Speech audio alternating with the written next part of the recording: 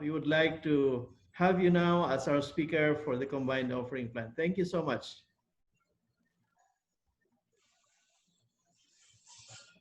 Thank you, Pia Jesse. And let's now welcome Pastor Marcos. Okay, good afternoon.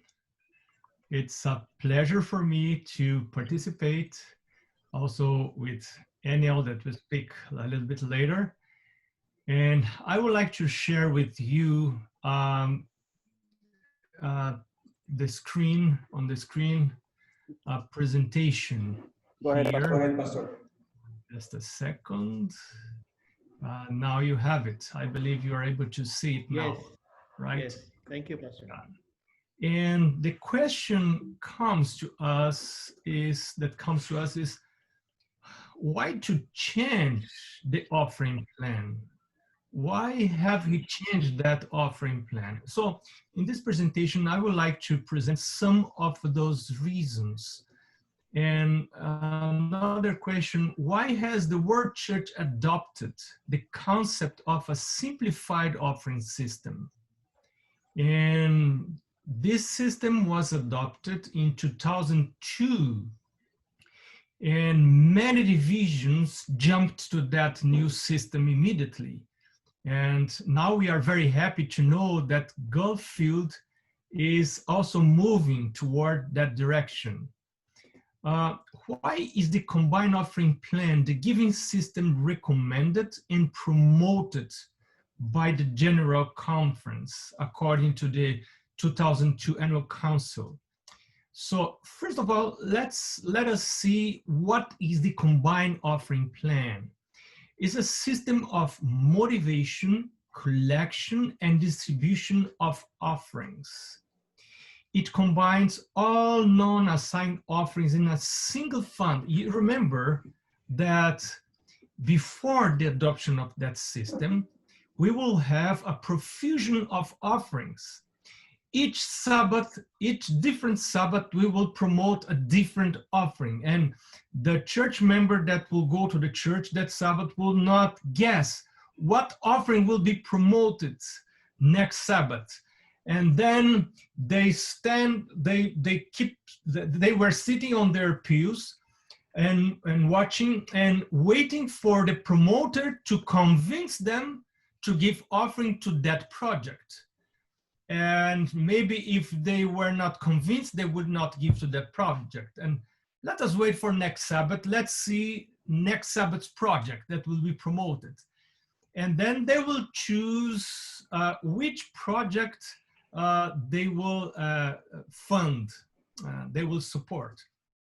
So on the combined offering plan, we have all resources coming to one single fund, and from there they are distributed, feeding equitably all non-time funded expenses of the local and institutional church.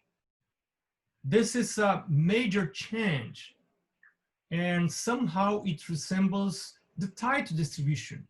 When we tithe, we never think, oh, to where is my tithe going today? The tithe I'm going to give today will go to the Philippines, okay? So next Sabbath, maybe the tithe I'm going to give will go to Russia. Then the other Sabbath tithe I'm giving to go, I'm going to give will go to Africa, a country on Africa, and each one of the 52 Sabbaths of the year we will supposed to give a tithe for different region. No. Tithe, we do not tithe that way. We give tithe to a common fund, and from there tithe is equally distributed. So that combined offering plan is resembling the tithe distribution for the offerings, which will provide a more fair way of distributing our resources. So these resources will be distributed now to all levels of the institutional church and also geographic regions. The combined offering plan recognizes that tithes and regular and systematic offerings, which we call promise, and later I will explain why we call them promise, are the most basic and initial expression of worship. We worship God through them. Tithes and regular and systematic offerings are to be brought to the storehouse. This is a biblical truth. So I come to his house to worship him, and he chooses what to do with it. This is a very important concept in the Old Testament. If you study the Bible and the theology of it, you will see that tithes and offerings were brought not primarily to support projects, to support ministries. Not even tithe was brought to support the Levites. Tithe was brought to worship God. And then the Lord will decide how he will use. Well, he said tithe will be used to support the Levites and those who are working 24/7 for the preaching of the gospel. But the worshiper thinks mainly about worshiping God and honoring him. So where is the combined offering plan already practiced? It is practiced already by 9 divisions around the world: ECD, ESD, IAD, NSD, SAD, SID, SUD, SSD, which include Philippines and south part of Asia, and WAD. Now, we are very happy to know that also when a touched field, MENA is also adopting that system. But 2 divisions adopted that plan in part of their territories, which is EUD, only Spain and Portugal, and also SPD, which is Papua New Guinea and islands, not New Zealand and Australia yet. So by saying that, we recognize that more than 90% of the Adventist World membership is already giving under that we will call new, but actually it's not new, system of, it's new maybe for this field, right? This system of offerings. So what is the goal of the combined offering plan that will be adopted next year by the Middle East Union? To provide growth in at least 3 aspects: theological, institutional, and individual aspects. So let's cover first the theological growth that we expect to see. I mean, we will do our giving more in accordance with the Bible. So first point under this theological aspect is that God becomes the focus of giving, which is what the Bible teaches us, not material needs of the church. I do not give because the church is needing it. I do not give to support missionary projects. I do not give to support ministries. I do not give to support institutions, but I give to honor my God. I give to worship him. This must be the primary focus on my giving, in a way to worship God. I am not on the position of a donor. You see, that's very interesting. When I am a donor, I have the power. I have the power to give or not to give. And after I give, I expect some recognition. Oh, thank you so much, brother. You helped us a lot. No, in this system, I am no longer a donor. I am a worshiper. I do not give to projects. I do not give because the church is in need. I do not give to ministries, to institutions. I give to God as an act of worship. This is a major change. Combined offering plan recognizes that humans need to worship God, and that worship includes returning tithes and offerings. There is a lot of places, especially in the book of Psalms. I am studying the book of Psalms, the subject of offerings in the book of Psalms. In no place in the book of Psalms you will see David concerned about the destination of offerings. He just is preoccupied about worshiping God and saying, God, I come before you and I offer my offerings in order to worship you as an act of worship, right? And they should be given as regularly as God blesses. So that's very important, because I do not give because someone is asking me to give.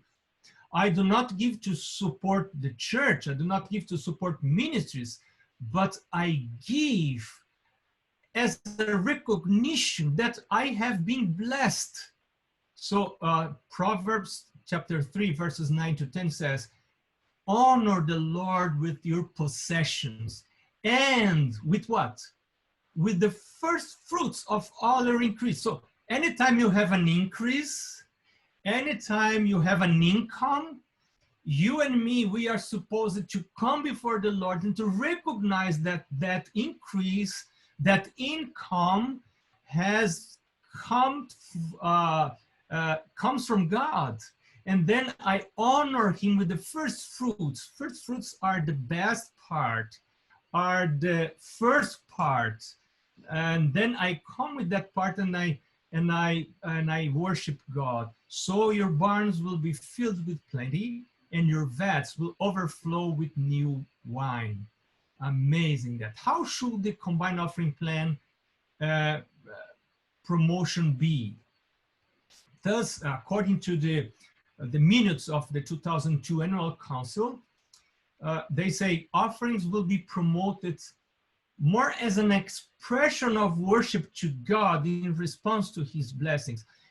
It doesn't mean that we should not mention the destination, what those offerings will cover, how they will be used, but it means that the main promotion will be based on worshiping God, because we are responding to him because he is blessing us. Is an answer, a human answer to God's blessings. So that combined offering plan also suggests a distribution based on the threefold missionary strategy. You know, in Acts chapter 1, verse 8,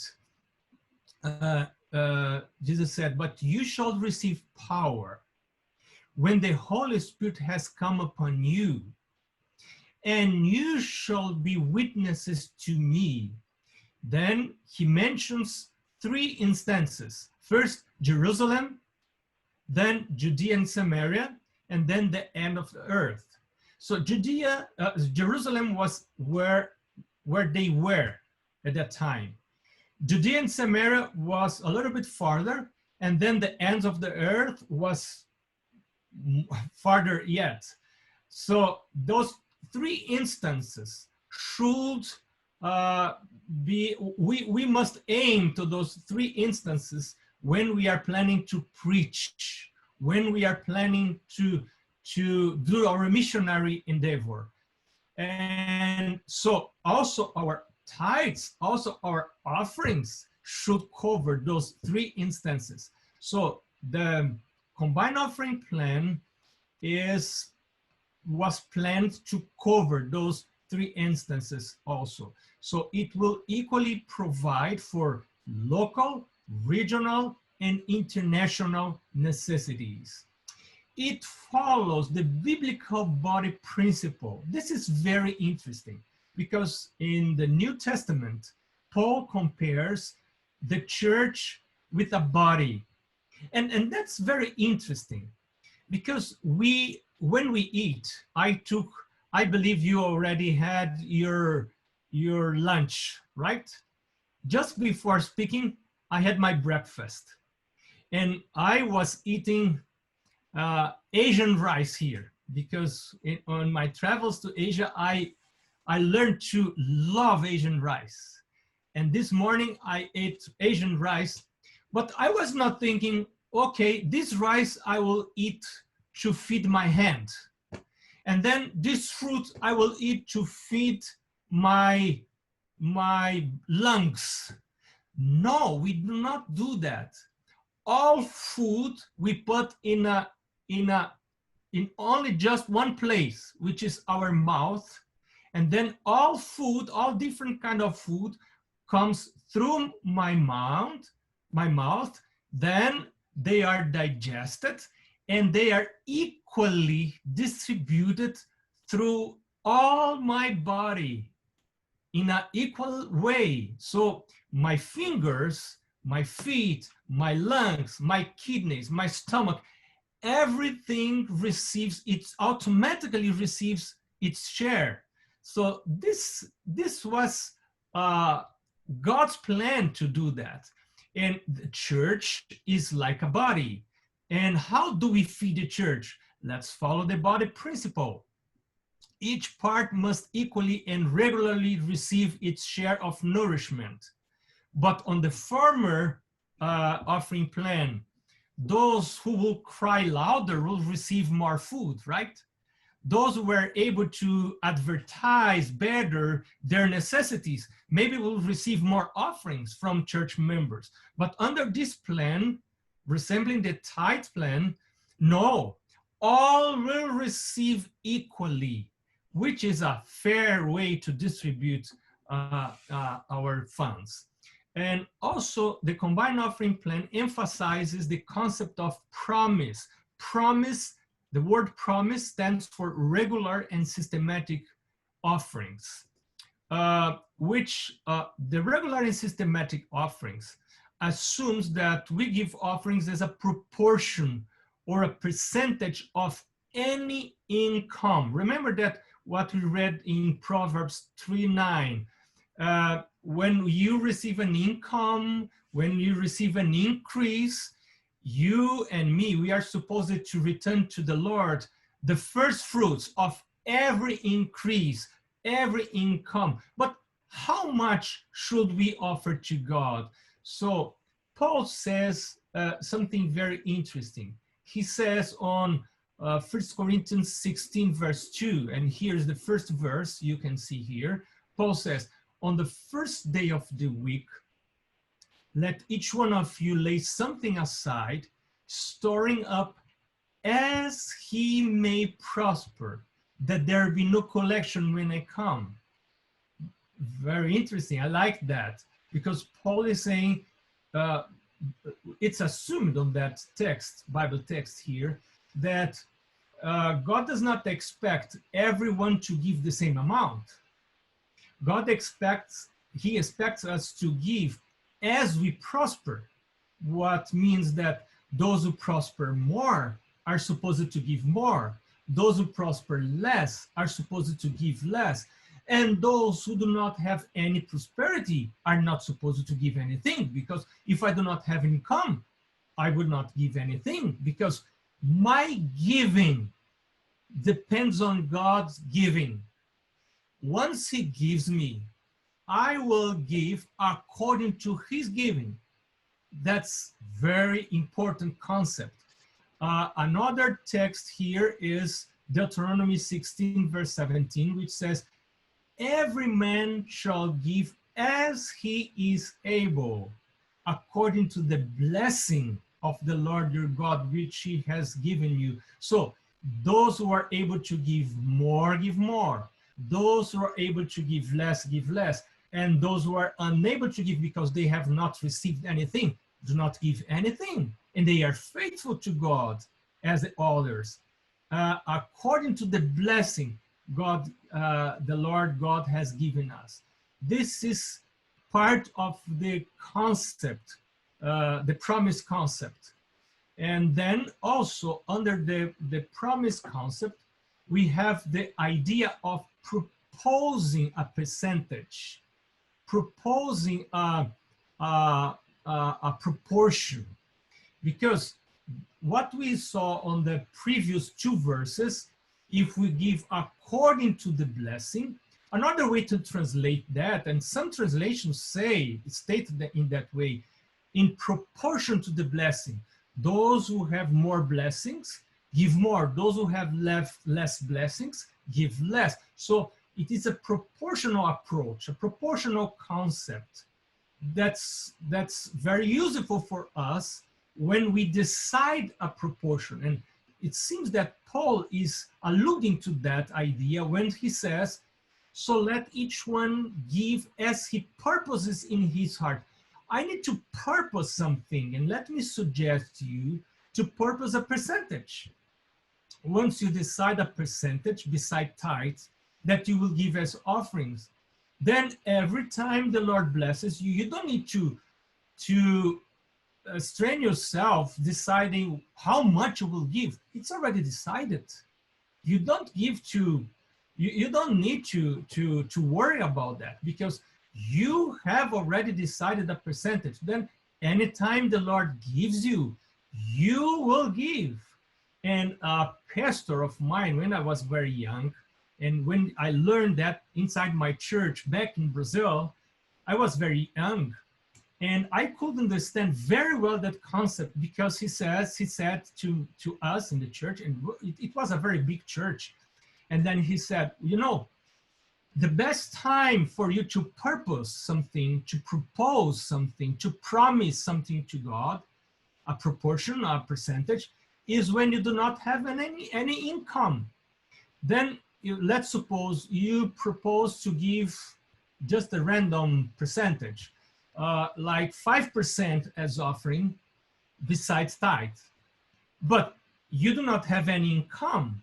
Then you pray to God and say, Lord, you know, I am here and I have become a promiser. I promise to you that from anything, everything you will give me, I will return to you beside the tithe, which is 10%, another percentage, maybe 5%. I don't know, you decide your percentage. And I will return that percentage as a recognition of your blessing. So if you bless me, you already know that I am a channel that will feed your work in this earth. If you want to feed your work, if you want to feed the missionary endeavors of the church, please give me income. And my eyes were brightening with that, with his suggestion. I said to myself, wow, I am very young. I was perhaps 11 years old or so. And I said to myself, I will pray that prayer. I will say, God, you know, I am already here waiting for your blessings. Once you bless me, know that, God, you may know that I will tithe and I will give proportional offerings, which we call promise. And my percentage at that time was very small. I am even ashamed of telling you that percentage. It was very, very small. But I believe that God accepted that percentage that was in line with my Christian maturity. Further, later, the Lord helped us, my wife and I, to increase and increase and increase that percentage, as we saw that we are not living by bread, but by every word that comes from God's mouth. This is amazing when we start to learn how to live by faith. But this is a different story. What I would like to encourage you under the combined offering plan is for you to become a promiser. I mean, also to promise to the Lord a percentage. And then you will say, like my pastor encouraged me to say, okay, God, I am here and I already have that promise, that percentage to you. From everything you will give me, I will return, beside tithe, I will return that percentage as offering. I no longer need to decide how much I will return, how much will be my offering, to find out on my pockets how much I have. No, it's already decided. Once I receive my income, then I already know that established percentage that I prayed about it, I promised to God about it, it will be given to the Lord. Okay, so this is very important. And then you become a promiser, which means you are giving regular and systematic giving, as regularly as God is giving you. And the system is the proportional system. We give in proportion to God's giving, right? So that combined offering plan emphasizes that way of giving offerings. We do not give to projects, mainly. This is not our primary motivation to give. We give in answer to God's giving. Anytime God is giving me, I will return to him a proportion of what he's giving me. And according to the Bible, offerings are as binding as the tithe. You see, I am trying to open a way here, okay, in my screen to see the verse. Will a man rob God? Malachi 3 verses 8 to 10. But you say, in what way have we robbed you? And then God answers, in tithes and offerings, which means in God's sight, tithes and offerings are equally important. Some people believe that, okay, I have already tithed, I have done my job. This is what God is requiring for me. But according to Malachi, that's not the only thing I must do. God is expecting me to return both tithes and offerings. And then he's assigning the place where we should bring them. Bring all the tithes into the storehouse and try me now in this, says the Lord. This is a very important concept because God is assigning a place for us to bring the tithe. And so, and Aniel will speak about it later, but I will just introduce that concept. Tithe is only tithe if we bring the right percentage, which is exactly 10%, and if we bring it to the right place, which is the storehouse, which is God is assigning, the place God assigned us to bring it. So promise, which is regular and systematic offering, should be offered immediately after the tithes and before any other expense are met. So before anything, I remember my father saying that he would receive for a salary on a Friday usually, and he will come home and he will say, before anything, and my mother was the one who was making the counting, and then he would say to my mother, please, you calculate the tithes and our offerings before we do anything else with that money. So this combined offering plan resembles the storehouse principle that we use with tithe, and which provides an equitable system of distribution.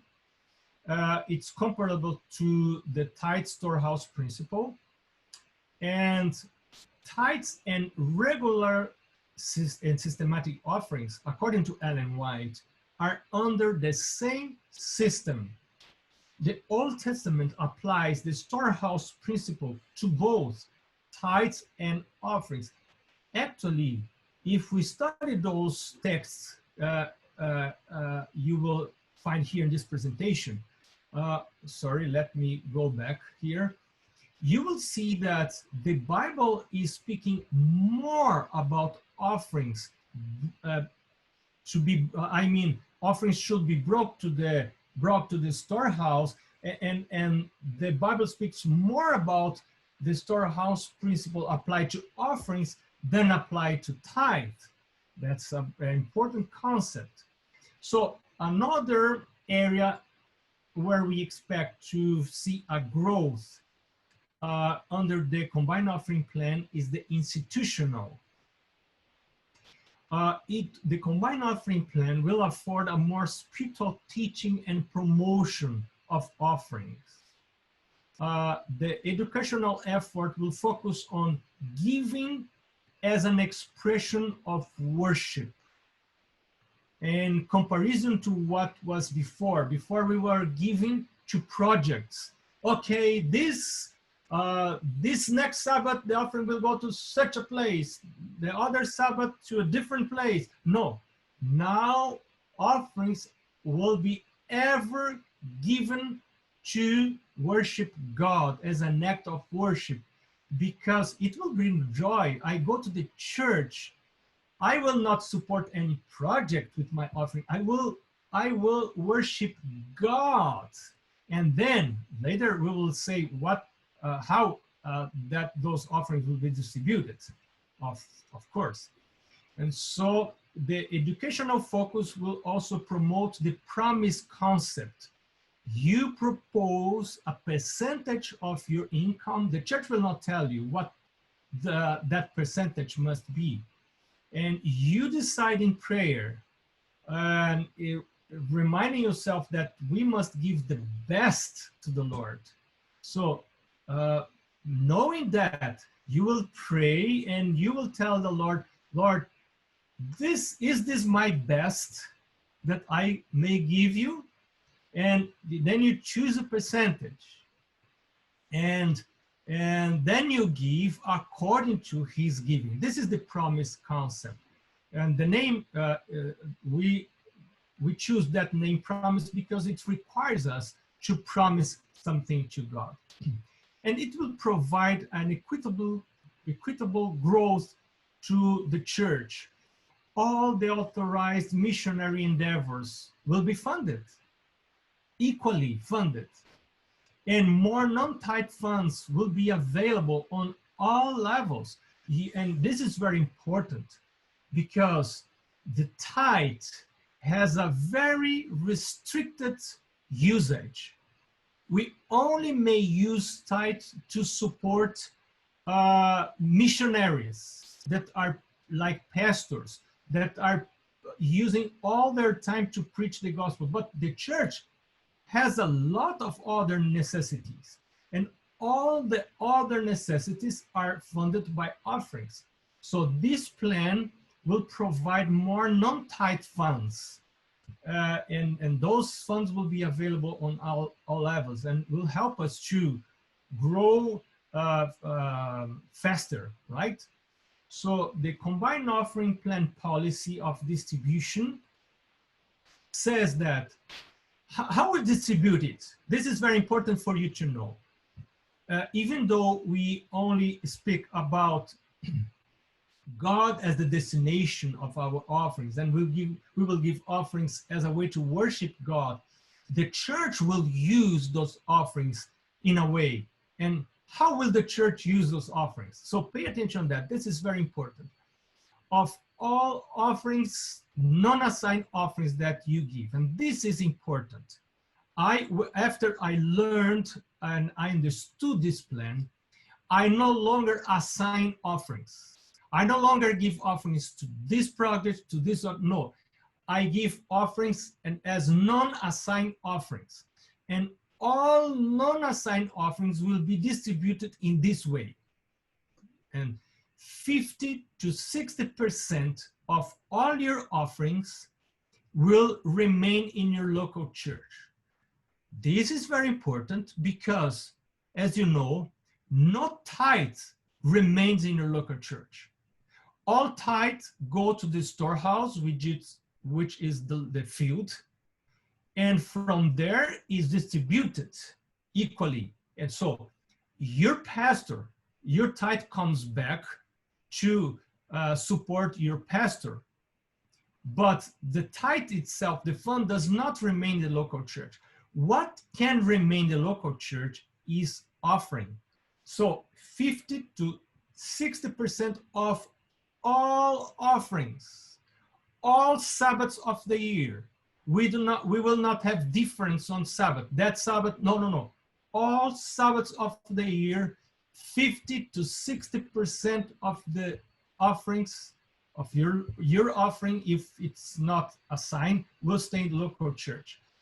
But if you assign your offering. Like, okay, because I have little children, I will give my offerings to the children ministries. Then your offering is assigned, and the church will respect your offering. So in this case, your offering will not be distributed in that way. So you will feed the children ministries of your church, but the rest of the church around the world will be lacking your help and your participation. And let me suggest that maybe this is not the wisest way to function as a world church. So if I give non-assigned offerings, 50 to 60% of my offering will stay in the local church, and it will be distributed equally inside my church. Even the children ministries will get its share, provided the church will have a budget.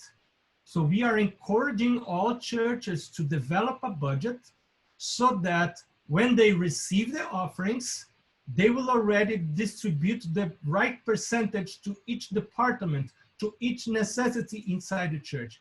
So to have a budget is something very important under this project, right?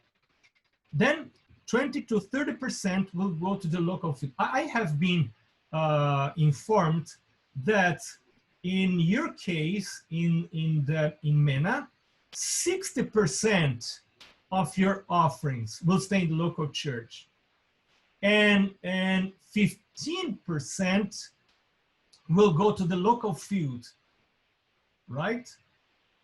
And then only 5% will go to the MENA Union, and then 20% will go to the General Conference, to the World Missionary budget. But that money, those monies will not stay there. They will come back in form of allowances. And what the GC is doing with that money is distributing all around the world to provide for missionaries and missionary endeavors. So this is the way offerings will be distributed, but only non-assigned offerings. That's why we are trying to educate church members and encourage them not to assign offerings. I do not do that. I just give offerings, and I leave to the church to distribute offerings in that way, because by doing that, I know that my local church will be very well fed. But not only my local church, I will be very selfish if I would like only my church, where my pew is, where my children is well fed. No, this is a selfish way of thinking. I do not want that. I want that others also may be benefited from my offerings, so that my offering may be distributed all around the world. And I am so happy when I am giving my offering. Usually I do it electronically. I like to think that particles of my offering are going to be distributed all around the world. And I am part of that plan that is endeavoring to preach the gospel through all nations around the world. This is an amazing thought. Also, the combined offering plan promotes unity of purpose and efficiency. No family, remember that no family can thrive if there isn't unity of pockets. Each one do whatever they want with the money. No, a family to thrive financially must come together, must have their budget, and must decide what they will do together. And if we as a church are we are a family, we must do the same, because united we become stronger, we go farther, we do more, and we do it faster. And we need to do it faster because Jesus is coming very soon. We know the time we are living on, very difficult times. And this combined offering plan also avoids congregationalism and institutional selfishness. Before, we will see ministries, fields, and churches fighting for funds and trying to make better promotions to attract funds from church members to their ministries. But under this plan, we will avoid that kind of fight for funds, because the church will automatically distribute funds, avoiding that kind of fight for funds, you see, because competition for funds generates a congregationalist trend. We are not congregationalists. What is the basic characteristic of congregationalist way of administrating the church? Each church is an administrative unit and it will fund itself. All money stay there. And it's a very selfish way to understand church. But by doing that, it will be very difficult for us to reach to the world. That's why we Adventists, we are not congregationalists.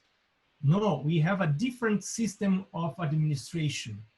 We come all together, all churches together, and we work together. Our funds are together, and we should not fight for funds. Those funds should be automatically distributed.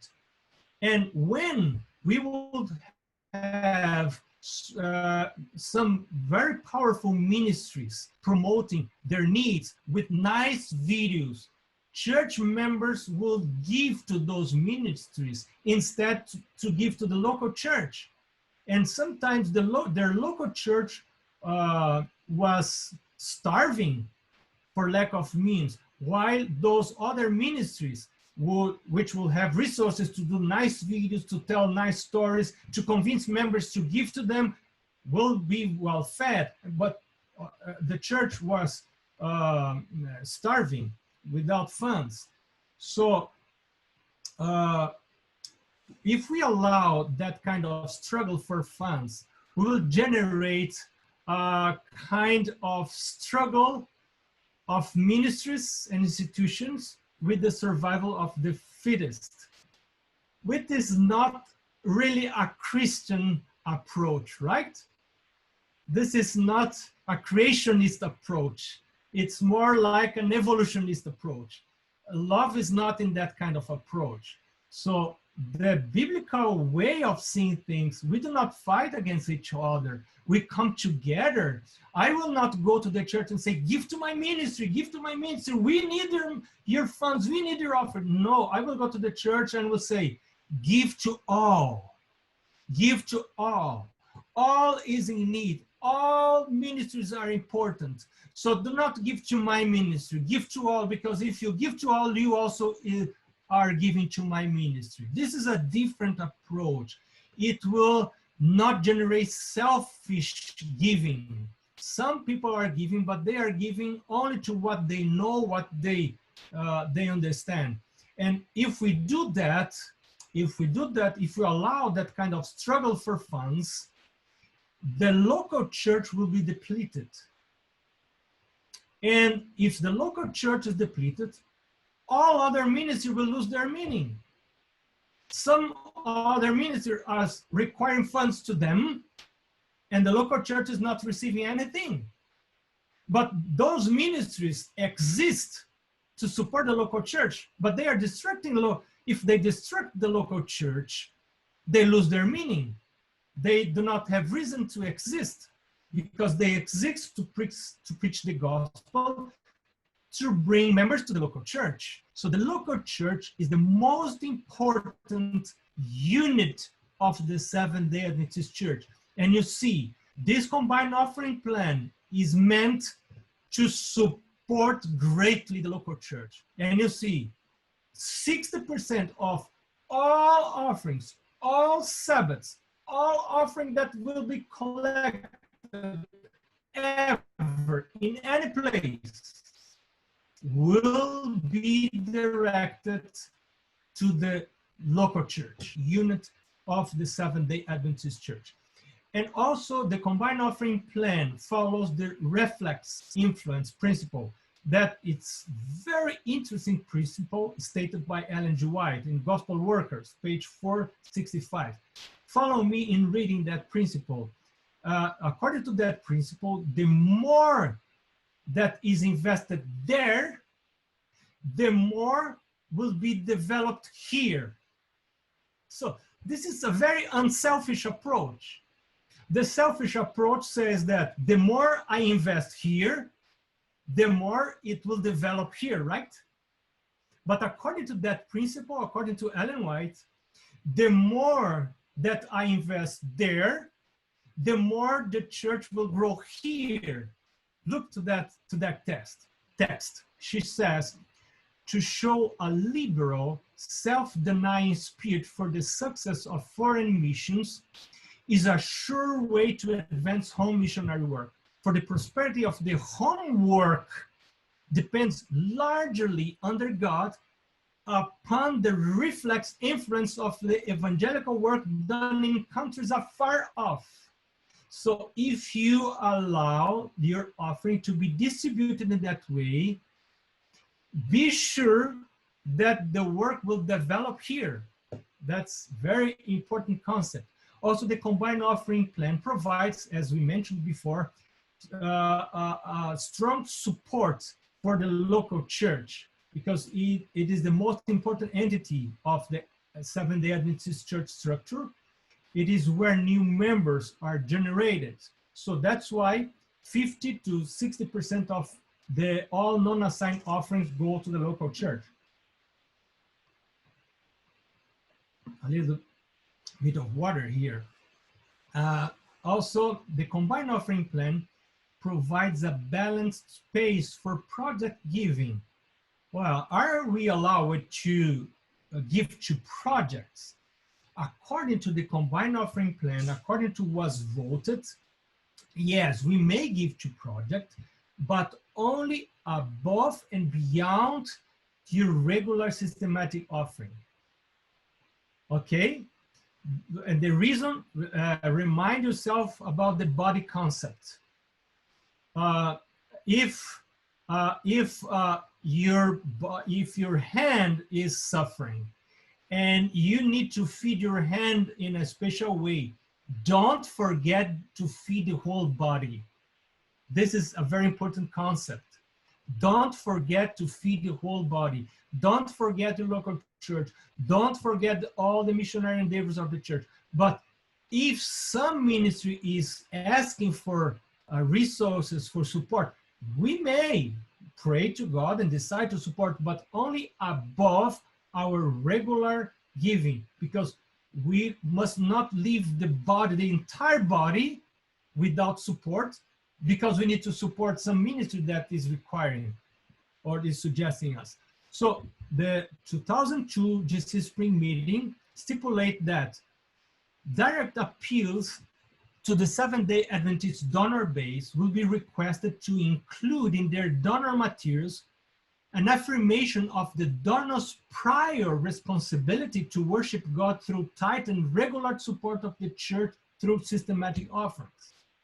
So every time a donor wants to come to your territory, to your church, to ask members to give to their ministry, they may say that, okay, you may give to us, but only in addition, beyond your regular systematic offerings that will be equally distributed through all ministries and through all the church in all regions and covering all geography. Such affirmation shall include a statement such as, contributions to the appeal should be above and beyond regular return of tithe and systematic offerings through your local church. This is very important and is a major change compared to the calendar of offering system of distribution. Okay. Now, how we grow as individuals. We may experience growth in theological growth, institutional growth, and now individual growth. Well, the combined offering plan emphasizes altruist giving in opposition to the selfish giving. The altruist, the selfish giving is like to say, I give only to what I like. I only give to what I prefer, to what I know or to which will benefit me or my family, or I will get some benefit.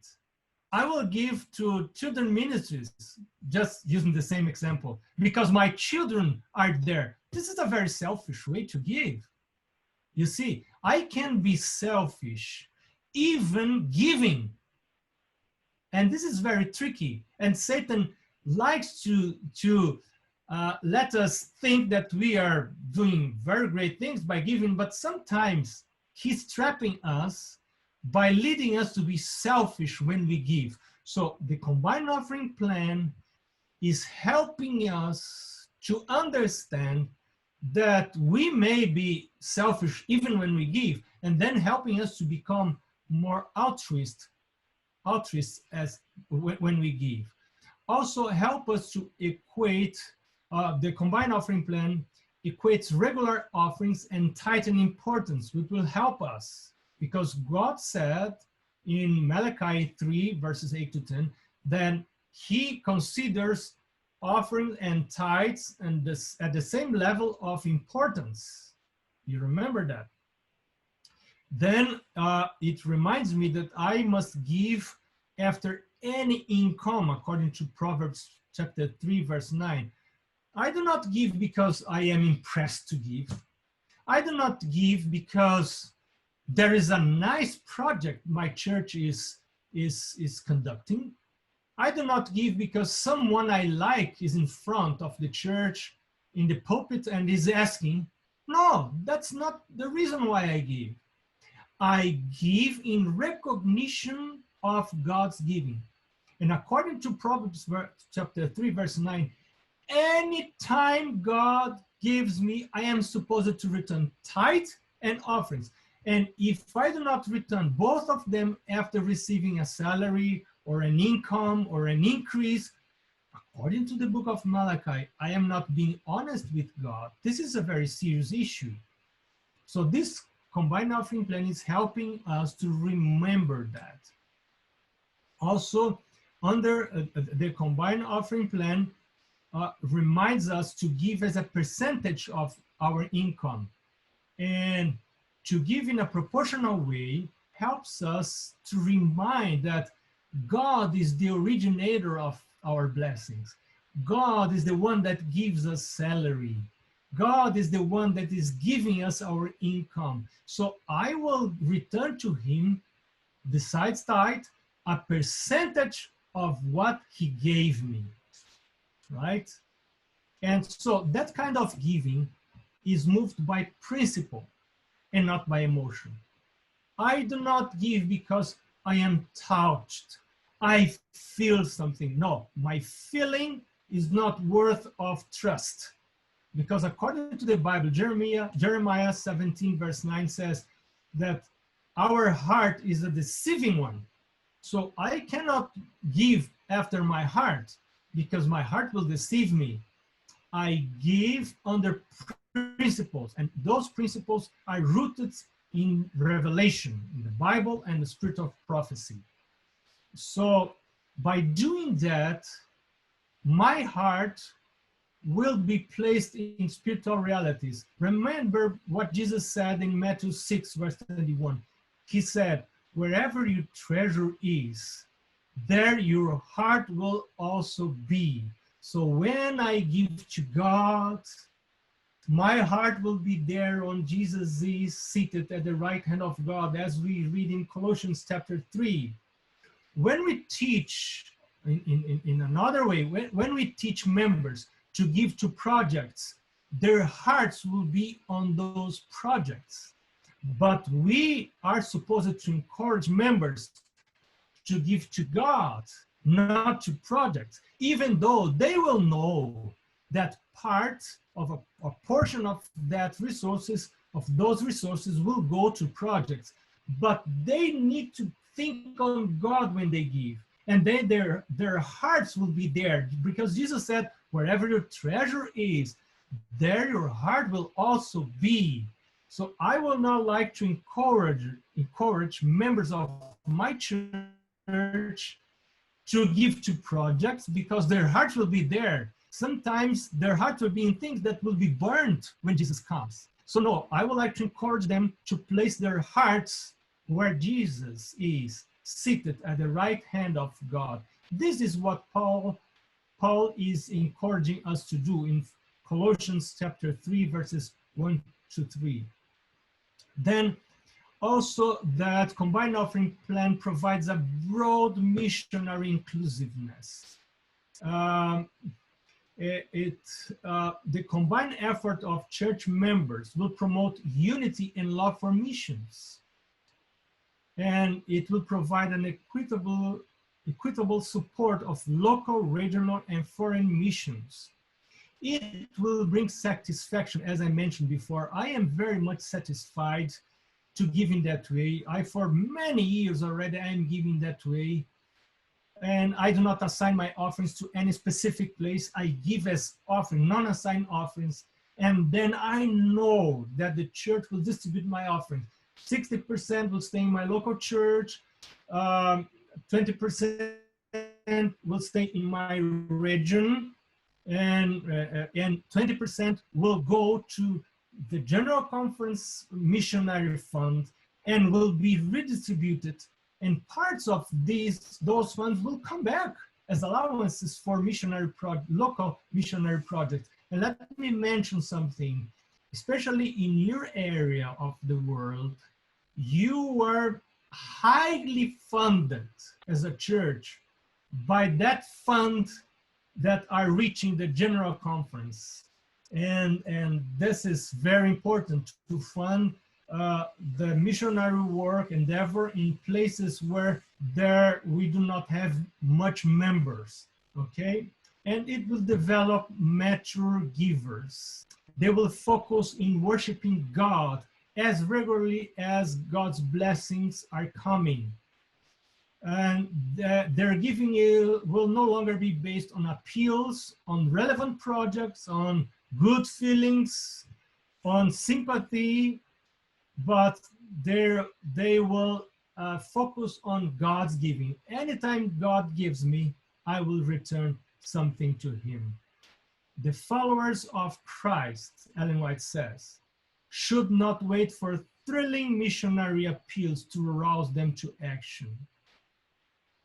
If spiritually awake, they will hear in the income of every week, whether much or little, the voice of God and of conscience with authority, demanding the tithes and offerings due to the Lord. I like this quotation because I like that idea that I don't need appeals to give. I have been taught that way. I am not supposed to wait for appeals. Or that I'll go to the church today, I will not give because no one asked me to give. Or now, because of the coronavirus, the churches are closed, so I am not supposed to give. No, I do not think that way.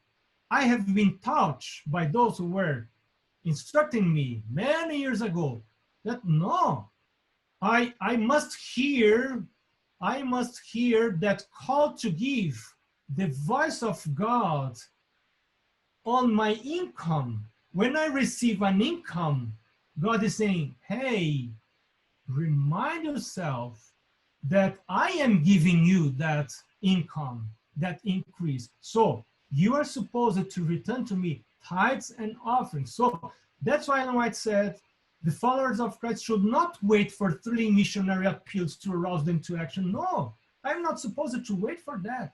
I will give no matter if anyone is asking me to give or not. I will give not because they ask or they do not ask. I will give because God is giving me. Anytime he's giving me, I will return to him as an act of worship. And then the last text of this presentation, Ellen White says, God has devised a plan by which all may give as he prospered them, not as they hear appeals. They know about necessities. No. But as God is prospering them. Is God prospering you? Is God prospering me? I am supposed to give as he prospers me. and which will make giving a habit, she says, without waiting for special cause. We do not need special cause. Giving must become a habit and based not on cause, but based on God's giving. And then she says, until all shall carry out the plan of systematic benevolence, there will be a failure in coming up to the apostolic road. So now, closing that presentation, what can I suggest to you as a church member? First of all, I can suggest to you, and it is what I am doing also, to promise something to the Lord. In a moment, talk to him, pray to him and say, Lord, I recognize that I am supposed to return to you tithe and offerings every time you blesses me. So now in your presence, I will choose a percentage of everything you give me beside tithes, and I will give that percentage as offerings. So this is the first thing, to propose something to God, and then you become, to promise something to God, and then you become a promiser. The second thing I will suggest you, when this offering plan will start next year, the second thing I will propose you is not to assign offerings, is to just give as non-assigned offerings and leave to the church, according to this plan, to distribute them in a very fair way, in a very equitable way. And you know that by doing that, 60% of your offerings will stay in the local church, and the local church will be very, very well supplied. Then 15% will go to the local field, and the local field will use that back, helping missionary projects in the field, and 5% will go to the MENA union, and MENA will redistribute it also, will not stay with that, will not keep that money. It will redistribute it to where it needed the most. And then 20% will go to the general conference, to the missionary fund. That will also come back to your region. So I know that from every non-assigned offering I give, my church will be very well supplied. And also all other necessities of the church will be very well supplied. My knowledge is very limited. And if I assign offerings according to my knowledge, I may supply some parts of the work, but other important parts may be wanting. So that's why I do not want to do that. I want to give non-assigned offerings. And I would like to let the church distribute it according to this plan. And remind yourself that when you give tithe, you also do not assign tithe. And you trust, it's based on trust. We must trust that the church will deal in an honest and a wise way. If we cannot trust each other, then we cannot function as a church. So it's based on trust. And I trust, I do that.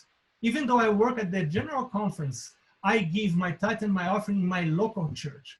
And I trust that my tithe will do all the way throughout the world. And also I trust that my offering will be distributed in that way.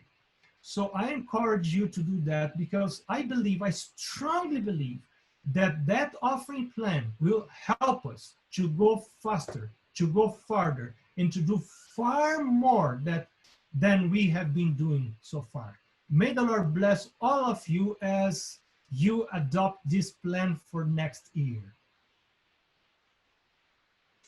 Thank you. Thank you, Pastor.